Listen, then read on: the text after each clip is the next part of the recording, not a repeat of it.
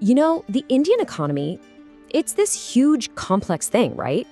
But what if I told you that to understand it all, its power, its problems, its future, all you really need to understand is an onion? Seriously, let's break it down.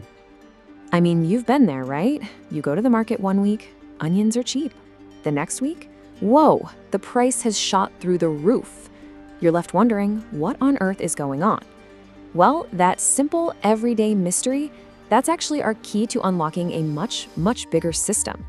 Yeah, because the story of that one onion, it's basically the entire Indian economy in miniature. The exact same forces that make its price jump around are the ones shaping the wealth of our whole nation. So to get this, we've got to start with the absolute basics. Okay, so what is the economy? Well, at its core, it's just this giant interconnected system. It's the whole network of how we make stuff, how we provide services, and how money moves around. Think about it, from a massive tech park in Bangalore to your local chaiwala. Every single transaction is like one tiny thread in this enormous economic fabric. Now, trying to look at this whole thing at once, it's pretty much impossible. It's just too big. So to make sense of it all, economists use two different angles. I like to think of it like having two camera lenses. You've got your zoom lens for all the close-up details, and then you've got your wide-angle lens for the epic big picture. So first up, let's grab that zoom lens and get right in there. We're talking about microeconomics. This is the economy at street level. It's all about the decisions you make, the choices your family has to weigh, and how a single local business decides to run things. It's the small picture, the nitty-gritty. So, in a nutshell, microeconomics is all about studying those individual choices. Why did you pick one mobile plan over another? How does that cafe down the street figure out its menu prices? Every one of these seemingly small decisions is actually a fundamental building block of the entire economy. And when you're looking this close, there is one rule that is more powerful than any other. It's the simple, classic rule of demand and supply. It sounds basic, right? But this one concept explains an incredible amount about the prices we pay for almost everything. Okay, let's go back to our onions. Picture this. A bad monsoon means a poor harvest. So there aren't many onions to go around, that's low supply. But guess what? Everyone still wants to make their curry, so demand is still high. What happens? The price skyrockets. Now flip that. A fantastic season means a bumper crop, and the market is flooded with onions, high supply. Suddenly, prices drop.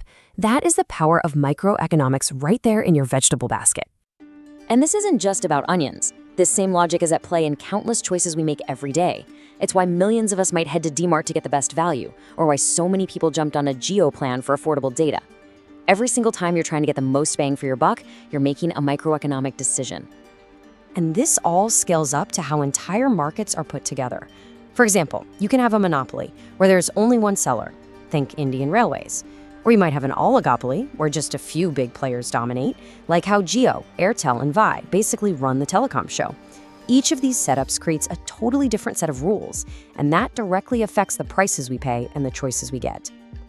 All right, that was the zoom lens. Now it's time to switch. Let's pull way, way back. We're zooming out from the individual trees to see the entire forest. We're going from a single family's budget to the finances of the whole nation. This is the wide-angle view. This is macroeconomics. So, macroeconomics doesn't care about the price of one onion. It cares about the price of everything going up all at once, what we call inflation. It's asking the big, countrywide questions. Is the nation as a whole getting richer? Are people able to find jobs? That's the stuff of macro. And to measure this big picture, we need a big number. The most important one is GDP, or gross domestic product. It's basically the total value of everything produced in the country in a year. And for India, by 2025, that number is just staggering. We're talking about a $4.2 trillion economy. Just think about that. That number makes India the fifth largest economy on the entire planet. It's huge. But what is that number actually made of?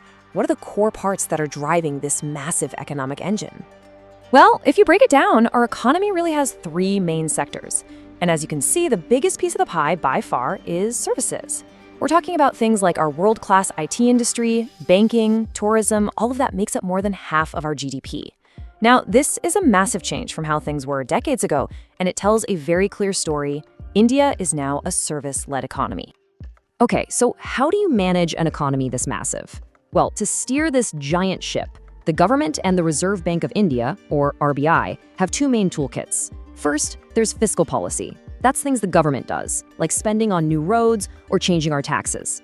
Then there's monetary policy. That's the RBI's job, managing interest rates to control how much money is flowing around. The whole point of all this is to hit some really important targets, like keeping inflation steady at around 4% and making sure the economy keeps growing year after year.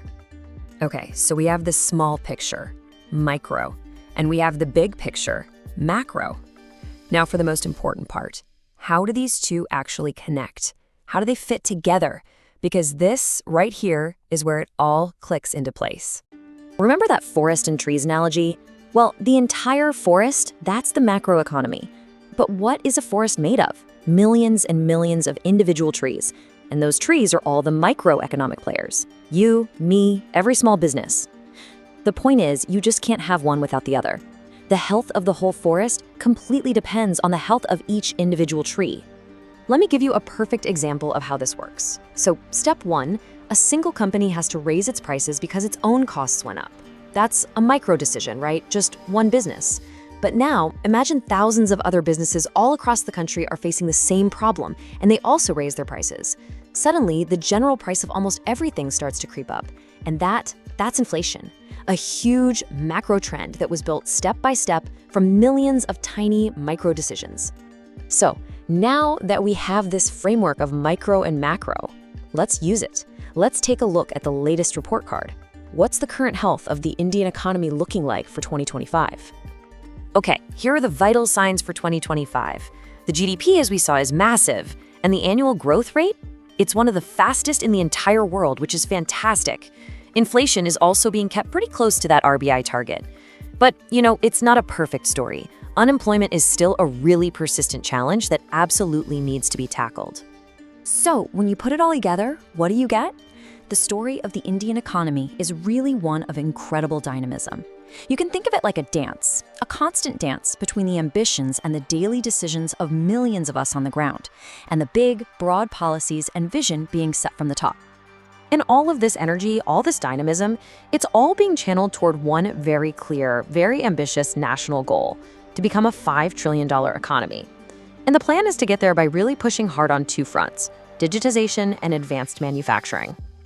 And so, that really leaves us with the big question, doesn't it? This powerful mix of microenergy from the ground up and macro vision from the top down has gotten India to where it is today. But to actually achieve that $5 trillion dream, what comes next? What new strategies will it take? And what are the major hurdles that still need to be overcome? Well, that is the next chapter in India's incredible economic story.